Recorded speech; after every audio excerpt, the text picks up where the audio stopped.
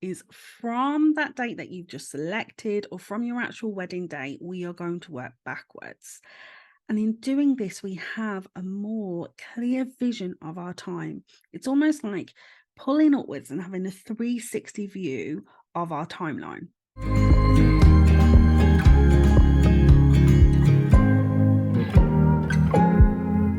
Hello and welcome. Yes, I'm back. I know I've been missing in action for some time. There's been a lot going on in my life, and if I'm honest, I've had technical issues. I've been doing self-development and loads of stuff for the Wedding Planning Collective. But the most important thing for you to know right now is that I'm back for the foreseeable future. So, how have you been? How is your wedding planning going? I just want to say a massive thank you for all the recent likes, follows, shares, comments over on my TikTok, listening to this podcast, all the signing up for my email list. Literally, thank you. That can only mean two things, really.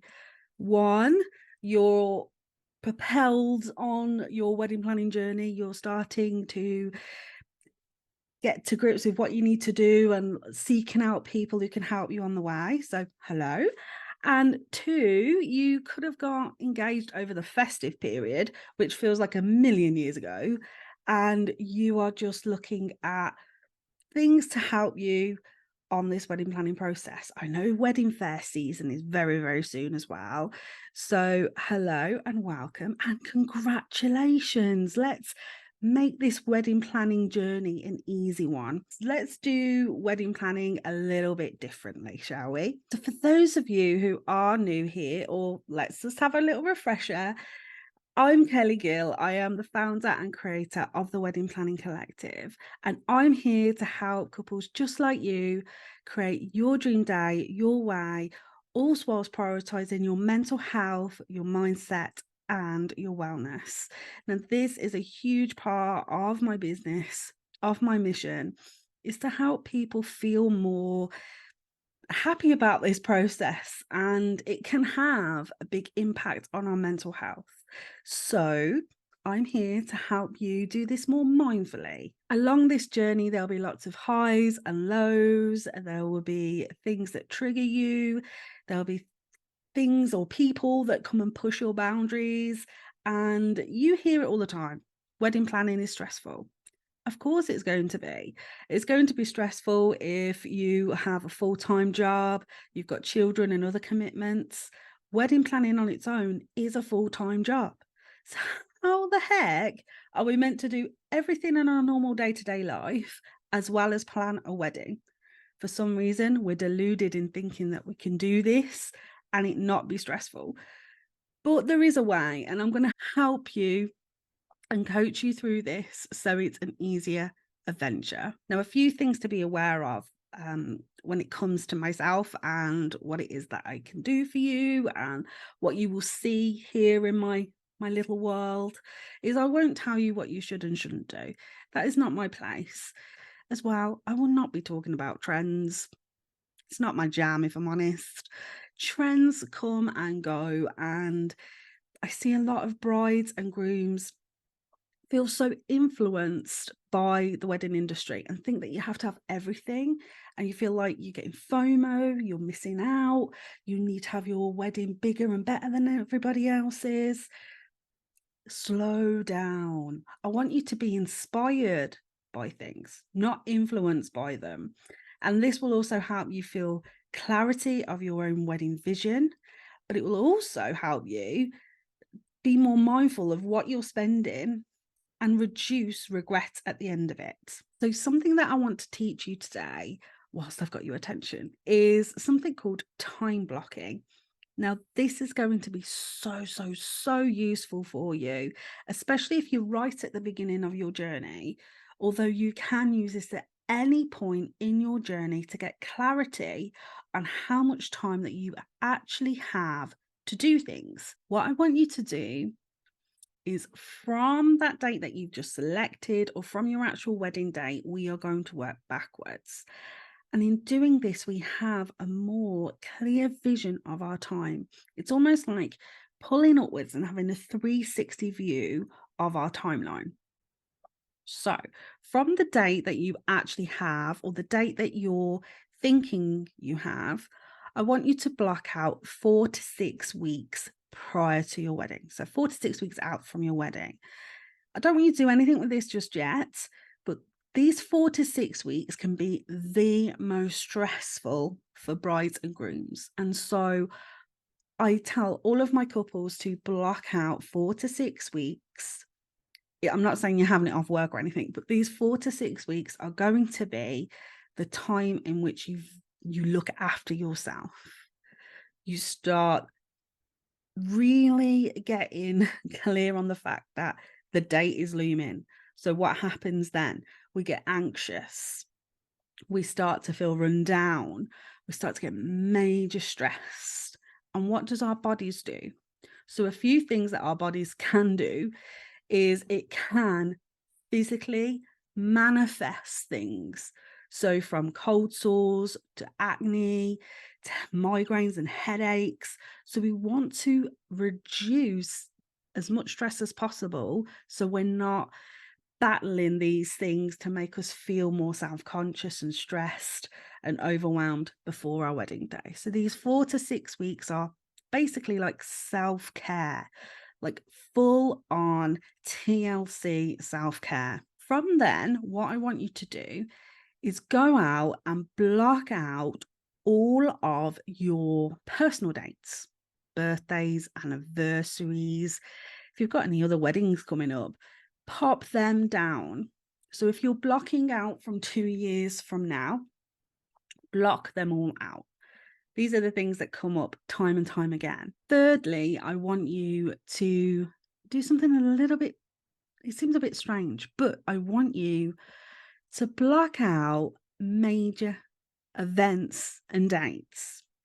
What do I mean? Well, I want you to see what events may be popping up around the time that you are wedding planning, especially when it's 12 months out from your big day. Why is this important? So, say your other half loves football and the year you get married is the World Cup. What happens when you want them to go suit shopping? And it's around the time that you want your other half and his groomsmen to go suit shopping, and you're faced with, but the World Cup's on. This is important to me. I am an avid football fan, and there is no way I'm going suit shopping whilst the World Cup's on. Can we do it another time? And you'll be like stressed and you're like, it needs to be now, it needs to be this weekend. Otherwise, there might not be enough time to get the suits in or this, that, or tailored. Breathe. Because what this will do is blocking out the fact that these events will happen and you can foresee if there's going to be any arguments, any resistance, anything that could stop you having a more relaxed, mindful planning experience. So okay, my other half loves football or the cricket or the F1 or whatever. They love that. And getting them to actually go and do suit shopping, they love you. They do. But this is also important to them. So you are being you're foreseeing things that could happen. You will nip that argument in the bud and move it forward. We always move forward. If we move back or put things off, we could run into the fact that we might not have enough time to do things. So always bring things forward if you can. So in that instance, you go, okay, let's bring that a week or two forward. And okay, he's got his time. I know it's been done. I can relax a little. The same with yourself. Maybe you're going wedding dress shopping and you have been oblivious to the fact that it's Pride weekend where you live or in the city that you're going to. And you'll be faced with if you're like me, I'm a bit introverted and I don't like crowds. So you'll be faced with the fact that car parking is going to be horrendous. Town is going to be rammed and you're going to be feeling all sorts of feelings. Afterwards, if you want to go out for a meal, there may not be room anywhere to have a nice, relaxed meal with your entourage. And that can make you feel flustered and overwhelmed. So if you could foresee these things that could land where you'll be having your dress fitting or you'll be going to look at venues and things like that, you are pre-warned and you pre-know that these things are happening so you can then adjust and pivot your plans. Fourthly, I want you to go in and add in your annual leave. And you're probably thinking, well, I don't know when I'm going to have my annual leave in 2 years' time, Kelly. I want you to be as thorough as possible. We usually have our annual leave around the same time every year. And if you know that, you need some time before your wedding and after your wedding, you can block that out. But just get really, really clear on when you are going to have time off. And this also goes for if you've got children, blocking out children's holidays and national holidays like Christmas and Easter. I know they happen every year, but once we've got them in the diary and we can see where everything's landed and mapped out, we are going to get a better idea of what time looks like for 2 years. Your annual leave, children's holidays, birthdays, those things, I want you to be honest about. How are you going to spend your time? So maybe you're like, well, I've got a week off in May and I've arranged to do 3 things. So I know I'm not going to be able to do those, but I've got a few days that I can go out and look at venues or I can do some DIY projects. Really get serious about what you're doing with your time. Because a few things happen when couples do this exercise. They actually see how very little time they have, and they either freak out or they put the game face on and they're like, we need to do this. And the beauty of this is we want to weave wedding planning into your normal life, not the other way around. And this is where we can become hyper focused on wedding planning. Wedding planning can become our whole personality. And bridezillas, right? But once we are clear on where our time is, how much time we've got to do things, we can eliminate stress. So I hope that little tip helped. I will be going over a few areas on where we should do certain things. So you'll have time frames of when to do things. But for now, this week, go away and block out your time.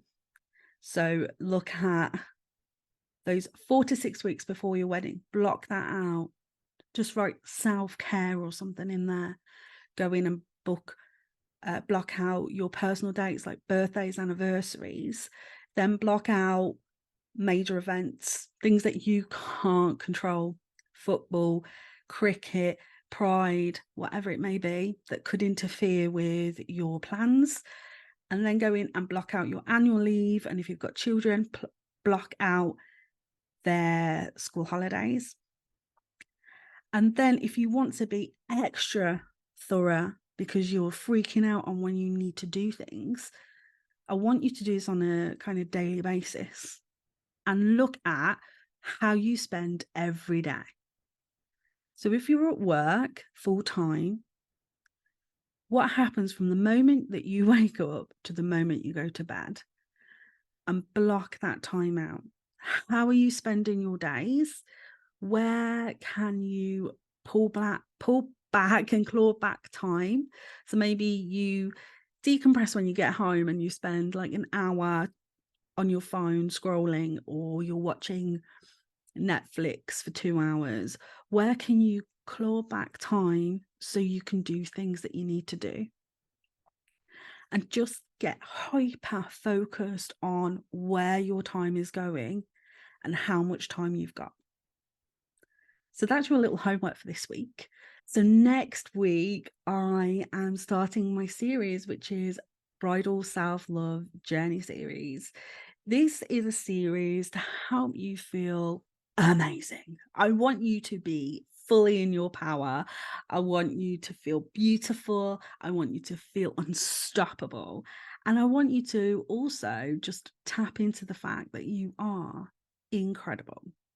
So this bridal self-love journey is all about looking at, maybe you've got insecurities, maybe you've got major blocks or triggers or limiting beliefs, and we are going to tap into these.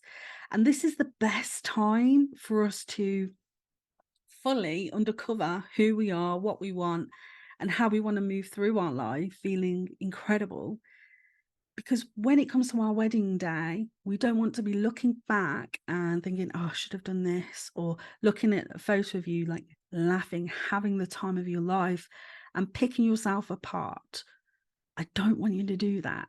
So this series is all about you, empowering you and getting you to feel in control and fall in love with yourself. Now, this is a journey I'm going on, and this is a journey I want you to come on with me, because I think it's really, really important. So grab your journal, grab your pen, because those things are going to really, really help you too. And that, my friends, is it for this week. Remember to go to theweddingplanningcollective.com/blog for this week's show notes and tips and tricks on how to time block. Get involved with the conversation over on Instagram and TikTok. I'm over there as well. I'm going to love you and leave you, and have a great week wedding planning.